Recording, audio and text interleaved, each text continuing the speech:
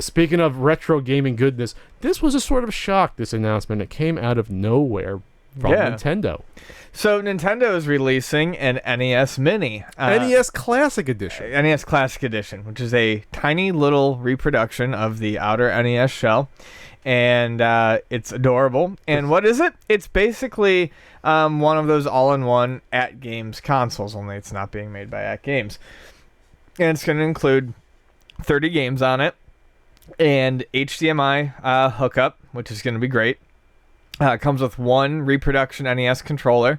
The controller ports are the same as the Wii and Wii U hookups. So if you have classic controllers for your Wii, you'll be able to use them. And likewise, if you want to use this recreated Nintendo controller for your Nintendo Virtual Console games, you can, which is really cool. So it's one controller in the box, the system, the HDMI cable, and you're good to go. $60.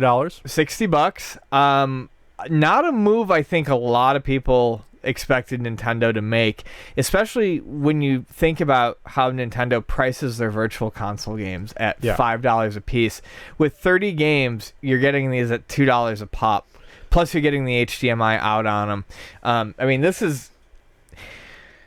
I'll get into it more later, but this is a pretty good deal for the right person. And when you look at the list of games, I'm not going to rattle them all off, but there's like zero duds. There's almost no filler. There's 2 games on here that I personally could never see myself playing. Maybe 3. There's 2 that are at most questionable, but there's none that are like, oh my god, why is that on here? I've never enjoyed and it's just a stupid. Do you want to go through all of them right now, or we'll get to that in a bit? Well, I mean, it's. I think it makes sense to go through them now since we're discussing the specs. So it's Balloon Fight, it's Bubble Bobble, Castlevania 1 and 2. So far, I think these are all really good choices. Yeah. Donkey Kong. This is one that I would probably not play much. I know it's a stupid nitpick. I hate the bastardized version of Donkey Kong.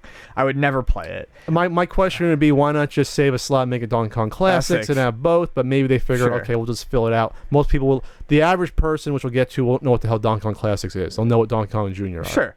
Donkey Kong Jr. is fantastic. Great Nintendo port. Double Dragon 2 is one of my favorite beat-em-ups on the system. Fantastic choice. The fact that this is on there alone, I think, is huge. Fantastic. Very surprised by the third-party choices so far. Yeah. Dr. Mario, another excellent choice. Good for 2-player. Excitebike, obviously. Good choice. Final Fantasy, that's huge. Galaga. Light, but I mean, a game that anyone's going to want to play. I think the Galaga fulfills. We want to have some sort of arcade shooter on here. Yeah. If you want to go skew a little older. Ghosts and Goblins, a classic choice. Perhaps not my favorite. Probably to me one of the most questionable choices on here. Not saying it doesn't belong, but very surprised that made it on here. I think it's just something people remember. I think. Gradius, not my favorite shooter, but a good one. Ice Climber, not Pat's favorite game, but I like it. Ice Climber to me, and I tweeted this out. I did star ratings based upon a certain NES guidebook for all of these. That was the only game that was rated out of all of these to me below average. That was to me a 2-star game. Other than that, Ghosts and Goblins I rated 3 stars above average. Otherwise, all the other games 3.5 stars, 4 stars, 4.5 stars, or 5. So then to move along, we got Kid Icarus, which is fantastic. 5-star game. Kirby's Adventure, a 5-star game. That's one of my favorites. 5-star. The original Mario Brothers is a lot of fun, especially with 2 players. Mega Man 2, people will argue back and forth, but it's my favorite in the series. Metroid. Well, I say Kid Icarus wasn't 5 stars. That was 4 stars. Metroid, Ninja Gaiden, Pac-Man once again to flesh out some of the arcadey type stuff. Good version of it. Yeah. Punch-Out, huge. Obviously, they can't have Mike Tyson's Punch-Out. They don't have the license out. Still a 5-star game. Star Tropics, not my favorite, but also a good choice for a lot of people. Super C. So why not Contra? That's all Konami. That's all Konami didn't want to give it up. Obviously, Nintendo. If Nintendo got Double Dragon 2 and Ninja Gaiden, they could have paid for Contra and for whatever reason. Konami's like, no, we don't want to give it to you. Right. Super C is a totally good game, but it's so odd that they put Super C on here and not Contra. And I have had some people saying Super C is just as good or better. I'll debate that. It's definitely not as well known, and it's not as iconic. Right. And so far, when you go through these lists of games, almost all of them are iconic, or in terms of this place in the NES library. Even a game like Galaga, while not iconic on the NES, is an iconic game overall. Same with Pac-Man. Yeah.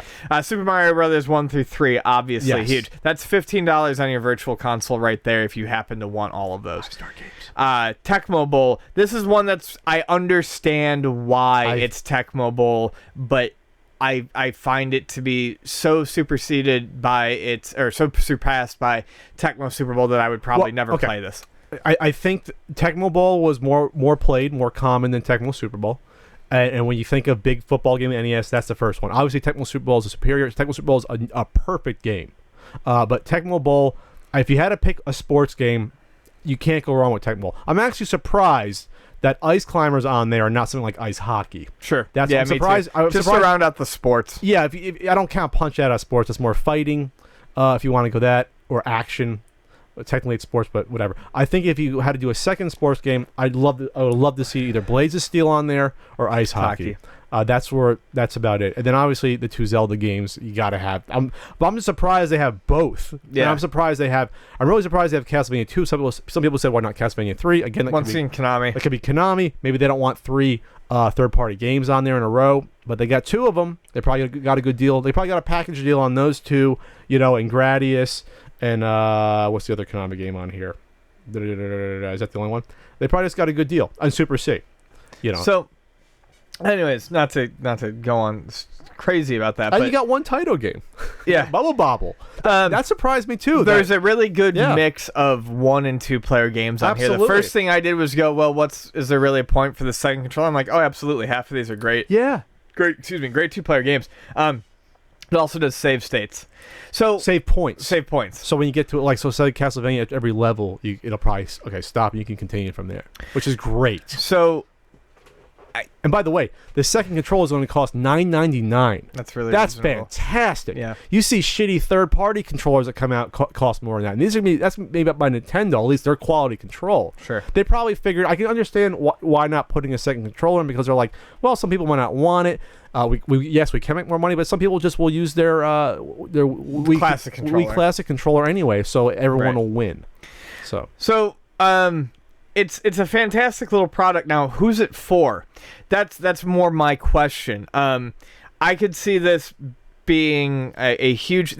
Luna will get these in. These are going to sell like gangbusters over Christmas. This will be whenever every Christmas comes out, you have the top toys of this year or top items. This will be in the top 5. Sure, absolutely, and it's going to be absolutely perfect for the nostalgia seeker. And the thing is there's so many good games on here, and so many of these are upper echelon games that people want immediately when they buy an actual Nintendo. That to get this collection and a Nintendo in good shape and 2 controllers, at this point you're talking a few hundred. $350. I think I estimate at $350. I would have done a quick guess at $300. $350 is probably right, because a game like Mega Man 2 keeps going up. Yeah, you're getting this for $60.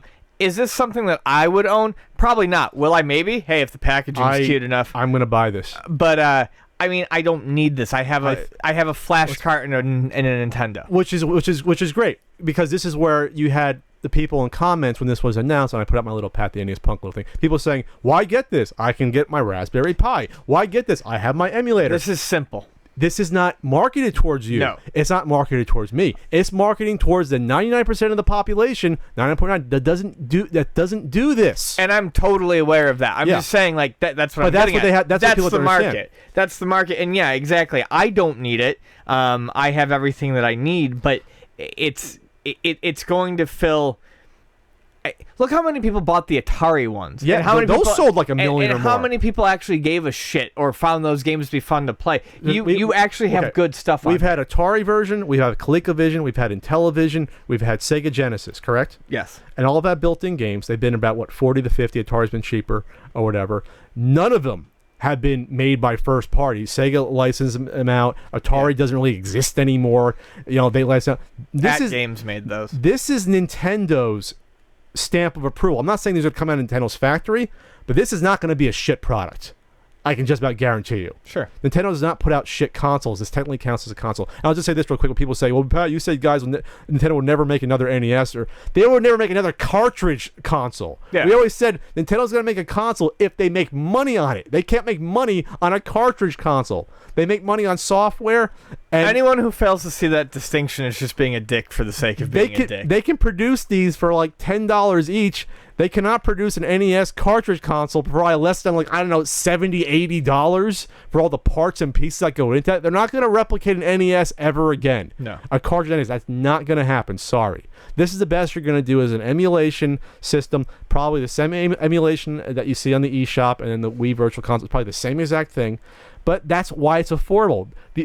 I'm not surprised at the $60 price point. I think it's great. I think they can get away with it. Could it have been cheaper? Probably, but I think they're going to sell millions of these. I still think based on the library, it's a very reasonable price point. They will sell, it's not hyperbole. They're going to sell millions of these. Maybe not just millions over Christmas, but give this going into next year. This is going to make Nintendo so much bank that they're going to be like, why the hell didn't we do this years earlier? And I'm actually surprised that they did not do this last year for the 25th anniversary. That was a little short-sighted. Then again, maybe the mainstream doesn't give a shit, but this would have been perfect a year ago, obviously. Sure. But what happened in the past year for them to say, wow, we're missing out on a boatload of money marketing retro games to the mainstream? What do you think it was the past year? I've been trying to think about it. I'm not sure what. Maybe they're starting to see book projects, more Kickstarters, more indie games come out that are retro styled. Maybe they see all these fan projects that are coming out. Maybe some ones that get through, some like the 3D Zelda game that they have to shut down. Maybe they realize maybe there's some interest here we have to really tap into more than just the virtual console. I was going to say maybe they're seeing a slowing in purchasing of virtual console titles. That's maybe too. they're seeing backlash against it, and they figure, well, tell you what, we put this whole unit together, sell it for $60, and we're going to sell far more. They're gonna sell. They're going to make that money in numbers that they won't make in single downloads. Let me tell you the people I've spoken to about this that brought up to me before. My cousin, who while he had this stuff as a kid, isn't into retro gaming. He brought it up to me. Mm-hmm. My friend, all her coworkers at the hospital were talking about this. They're not retro gamers. I was having sushi with Frank. Frank talks to the 6-year-old guy that walks in that he kind of knows. I just mentioned that I'm doing a panel about old video games. He brought this up to me. Yeah. I mean, so that's insane market penetration and hype before this is even going to come out. I've had at least, I mean, people talk about it all the time in the store now, but I've had a couple people a day walk in, ask me if we'll be carrying it. I say yes and walk out. So they just want to know where they can get it. They're not there to shop. It's probably not something they would ever notice, but they see our store and they go, I wonder. They walk in, they ask, and they leave. And I mean, these aren't people that I recognize. And this is 4 months out of this coming out November 11th. Yeah. So just imagine the horde of people doing their Christmas shopping, either knowing about it or not. Black Friday comes, they walk into Target and see a fucking pyramid of them set up. Yeah. Oh my God, it's cute. I remember that. My cousin wants it. My kid might even want to play these games, and it's only $60. Then they look at the price of. They look at the list of games. I played Excite Bike. I played Balloon Fight. I played Bubble Bobble. Oh my God, all the Super Mario Brothers. My kids are gonna love that, or I'm gonna love them still. Yeah. Like, Nintendo can't screw this up. This cannot be like Amiibo. This cannot be like the Wii when it came out. They got to make enough of these to sell them because they're gonna sell them. They will sell whatever they make. Yeah, I do not want to see. I think you're going to make enough that these won't be able to be scalped. I'm crossing my fingers that these cannot be scalped because these are going to be in every major retailer. Yeah. Not just GameStop, not just Best Buy. No, we're already working on setting up our supply line. You're already setting up like having a little display of them basically. Yeah. I mean, it's ridiculous. And they're going to be like cute little boxes. They're going to be like so cute. Mm-hmm. I'm excited. I think Nintendo did a good job with the list of games. You basically have at least one of every major genre, if not more. You have your 2 RPGs. Surprise, they don't want to go for Dragon Warrior. Final Fantasy is a better and more well-known game anyway, the first one. You have your beat 'em up in there. You have your adventure games. You have your puzzle game, Dr. Mario. Now, Tetris, people want to complain about Tetris. They don't own the rights to Tetris anymore. Yeah. So they probably will have to pay through the nose for that. And Dr. Mario, to me, is just as fun a game. I personally like it better. Personally, I like it better. I'm not saying it's a better game. I like it better. And Bubble Bobble, classic arcade action. No, I don't say anything bad about this at all. Remember, people, it's not for people listening to this podcast. This is not the product for you, but you still might buy it. And like I said, I will buy it. And I will hook it up to my HDMI TV in my living room just for shits and giggles. Yeah. If you want to play, hey, someone comes over, hey, let's play Punch Out featuring Mr. Dream for a little bit. And we'll have a ball. So do you think this will lead to the mini Super Nintendo down the line? Is that the natural progression? I would think so. It's a potential, yeah. I don't see the N64 because the controllers are cumbersome.